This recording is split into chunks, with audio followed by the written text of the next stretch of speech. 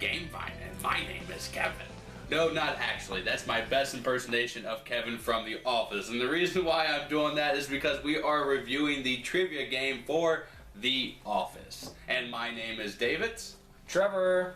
Marissa. And we are fans of The Office, so I thought this would be a good panel to review this game and give it the best go. So hopefully we like it, but trivia games, most often than not, are kind of the games that get thrown to the wayside because, well, they're kind of generic games. Wouldn't you agree? Yeah. And how about you? I mean, it can be difficult to get the right format. So, The Office is something that I'm excited about because, I mean, I just love reminiscing about this this show, like watching it. I mean, you've watched it at least 12 times. I know you're several times. So it's something that we are actually really accustomed to, and maybe it's something that we'll like to play. So without further ado, let's show you the contents, and then we'll show you how to play this trivia game. Let's go. Sitting in my office with a plate of grilled bacon. Call a man back just to see what was shaking. Yo, Mike, our town is dope. So here are the components that come in the Office trivia game. Now I'm going to start by saying that I am quite impressed with these components, given that this is a trivia game and it has the setup of any trope of a trivia game, but the components are very thick cardboard and done well cards. So let's go over those right now. You get the 7 different decks of cards: blue, purple, yellow, red, orange, pink, and the green Michael deck. And in response to that, you get the colored Dundie of that deck. That's important because you're going to be collecting these Dundies to try to win the game overall. Then you have, this is the other thing that you have to collect to win the game, and it's a armband that says "Support the Rabbit." Now, if you watch The Office, you know why that's funny. So that is another one of the components. The other cardboard component that we have here is That's What She Said coasters. You get 6 of those. And of course, Dunder Mifflin is a paper company, so why not add a Dunder Mifflin pad of paper? So that is really cool. Another thing I like about the components. The dice I really don't like, though. They are stickers that you have to apply onto the dice, so that's my low point for the components. And lastly, we have the characters. You got Kevin right here. That's my Kevin voice. And then you have Jim. You have everybody that you could possibly think of in the earlier seasons, because this, of course, is taking place, I think, in season 1, 2, and 3-ish. I didn't see Andy in here, so that's one of the characters that I would say is missing. And the last thing that I have to go over is the actual board here. So let's do that while I show you how to play. Let's go. So here I have the Office trivia game set up for 3 players. I also have Michael and his office. That's important. You pick a character, of course, one of the characters, roll the dice, and put them in the room that they are corresponds to that color. That's how you set it up. You also give everybody one of these That's What She Said coasters, and you give them one sheet of this paper and something to write with. That's important. So the name of the game is you're trying to get one of every color Dundie and this race band right here to win the game. If you have all that, then you are the Office winner. Yay! So how you do get these Dundies is answer these color card coordinated questions, and you start in a room right here. So let's break down a turn. You're going to be rolling the Michael dice if you are in the room, and you're going to be answering a question if Michael shows up, and or then the question of the color that you are in. If you get it right, you get that Dundie, and then you will roll this number dice. So let's break that down a little more. So say I'm Kevin right here in the yellow room. I'm in the room, so I'm going to be rolling this dice. If you are in the track, you're not going to be answering any questions, but if you move into a room, you will do the whole process of rolling the Michael dice and then answering both questions. What do I mean by that? So there are 2 different emblems on this Michael dice that you're going to be rolling in the beginning of your turn if you are in a room or if you enter a room. 2 Michael icons appear, and the Dunder Mifflin pair appear on the other 4. So if I do roll a Michael emblem, he's going to run to me and come to the room, and he wants me to answer a question right about him, which is this green deck right here. Now this green deck is all about Michael. The yellow, orange, blue card, those are all about questions about everybody in the office, and it's kind of a general question about the office. The red are The red cards here are the events that happen on the office, things that like might have transpired. The purple ones right here are my favorite. These are quotes, things that people said or things that they said to other people. You might have to have 2 different names. And then you get the pink cards here. That's where this pad of paper corresponds, because you're going to be answering a question about the people that are actually on the board, just the people who are on the board, and somebody else is going to be writing down the same exact thing, what they think, secretly on this pad of paper. Let's draw one right here. Who at the branch has definitely juggled 2 dates at the same time? And we're going to pick from these 4 players. If we get it right, well, if you get any question right, you get that corresponding Dundee, and the initiative for the other player getting it right, because they're not going to get a Dundee, they'll get to roll this number dice twice. So let's break down a turn in a little more detail. I know I said that before, but say that we roll the Michael dice like I did here. Michael's going to come in the room, and he's going to make us answer a question. Now, there are 2 different questions on these cards, except for the pink. The assistant to the regional manager, and that's an easy one, well, easier, and then has a question, then the answer. The regional manager is for the fanboy out there, and then it has the answer. So you can choose either one that you want, and say that we got it right. Michael will run back to his office to do whatever he does in his office, YouTube or whatever, and then we actually get to answer a question about the room, whatever we have here, to try to earn a Dundee. Say that we didn't get it wrong, Michael would stay in the room, our turn would end, we wouldn't be able to do anything, and then on our next turn we would roll this again and try on our next turn we would have to answer a question about Michael because he is in the room, and once we get it right, we will then move him back to his office. So this one right here again has the structure, 2 questions. Say Kevin got it right and got a yellow Dundee.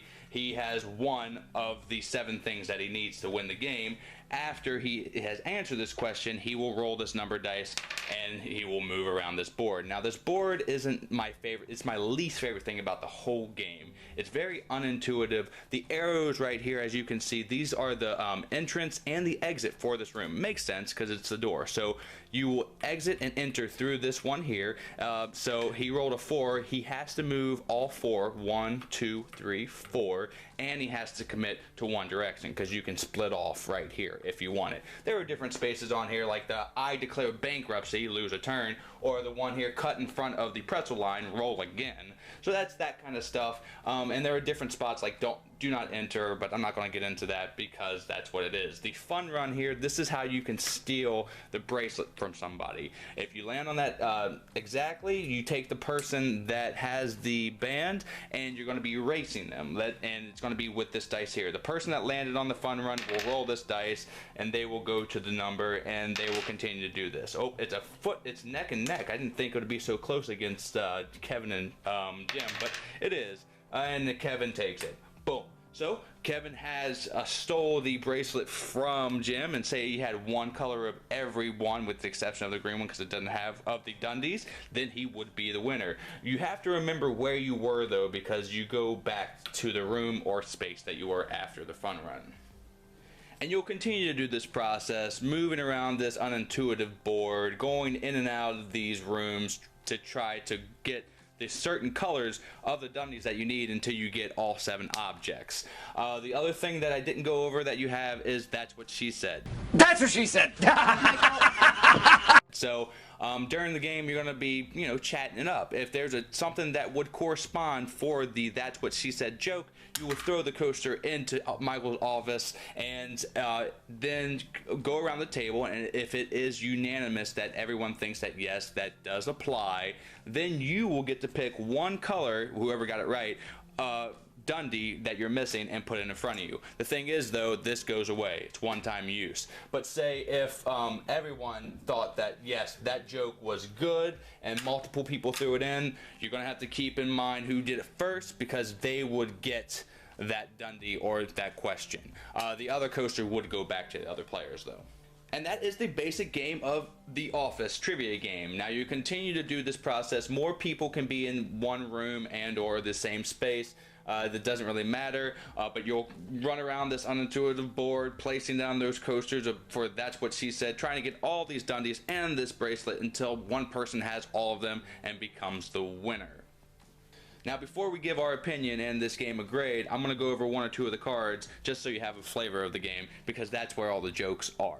Now, I'm not going to go over much. Now, Andy has quotes in here, but he doesn't have a character. It's crazy. So this one here is, they said you should never mix business with pleasure. Really? Well, then explain to me how a putt-putt golf company operates. That's just, yeah, of course that's Andy. Kevin about pizza by Alfredo. Now it gets pretty specific sometimes. Angela, let's see. Yeah, look at this answer. I mean, that's just crazy. So let's go over Kevin's, and then I'll end this video right here. So, oh no, it's bad. It's real bad. It's like eating a hot circle of garbage. I mean, you don't have to do it in that voice, and if you do, everybody's gonna know that's my token Kevin voice. But yes, Kevin about pizza by Alfredo's. You know, Alfredo's pizza, that's the good one. So now that you know basically how to play this game, let's give our thoughts to you, and then we'll tell you what we think, and let's see if you agree. Let's go. So that's the basic gameplay, very simple as any trivia game is, and as always, I'm going to be giving this game a percentage and or a letter grade, and it's pretty low, which is unfortunate because I love the property. Office is one of my favorite things of all time. The quotes, it's such a comfort show for me. So this game getting a 61%, which is a low D, saddens me a little bit, and it's only because the board is kind of clunky. It took us a little bit of time to figure out actually how to maneuver it. Doesn't really say in the rule book, so we had to use common sense.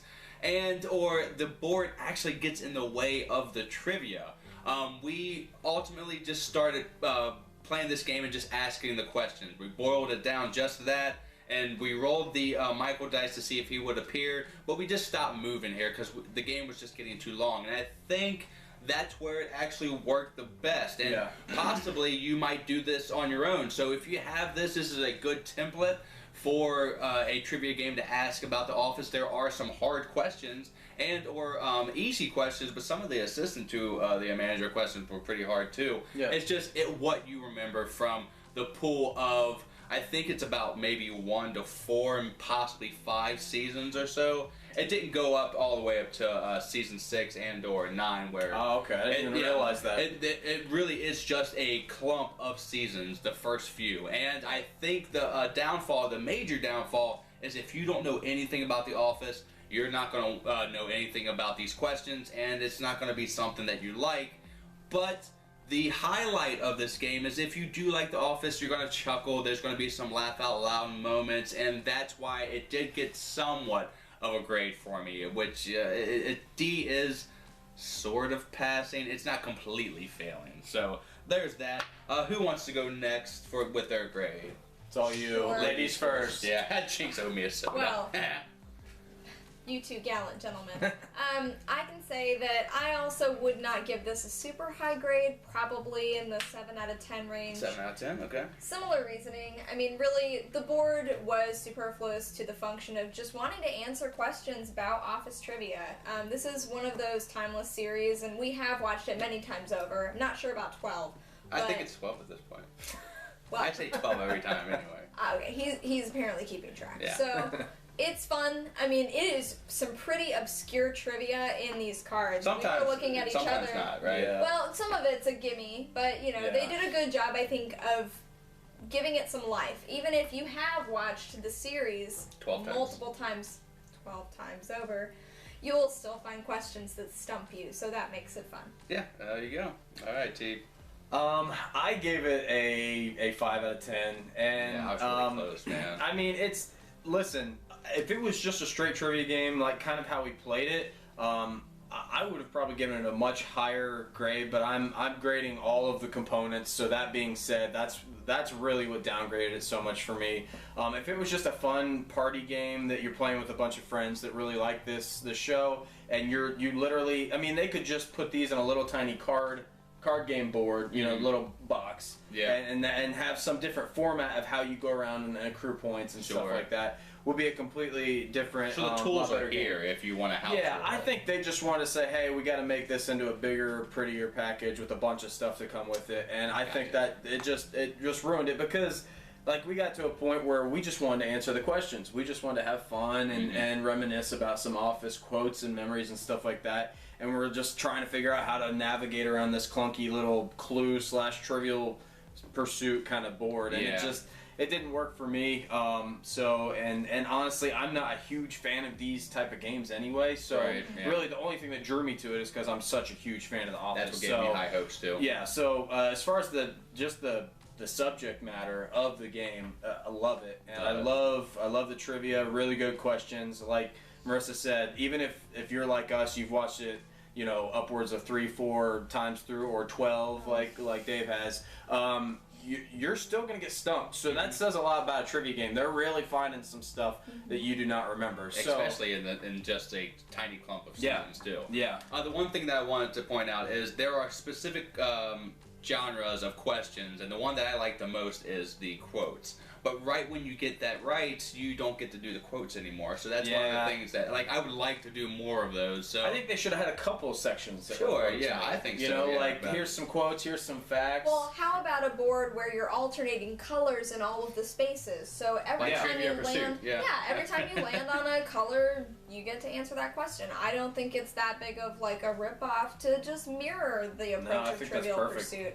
The reason Trivial Pursuit's such a timeless game is because it's got a good format. But the board got in the way, and is basically what I heard from everybody. If you get stuck in one of these spaces in between for one of your turns, it's it takes it away from a trivia game, because you're not playing a board game, you're playing a trivia game. So those are our thoughts. Not the highest praise for a subject matter that we all love dearly, but still, there's life into this game. If you buy it or if you have it, you can kind of alter it in a way that you can have fun with your friends who like The Office. So, any final thoughts from you two before we sign out? I think got it covered.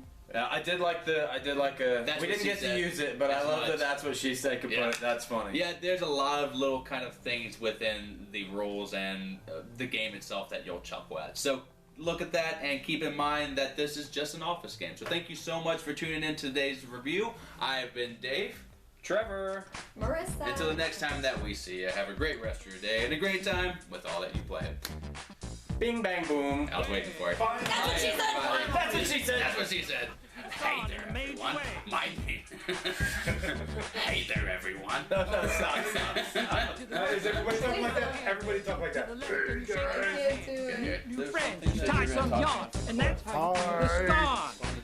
Hello, everyone. Welcome back to Gameplay, and my name is Kevin, and I'm chilling. That's how you start. You jump to the right and you shake that hand, and you jump to the left and you shake that hand. Meet new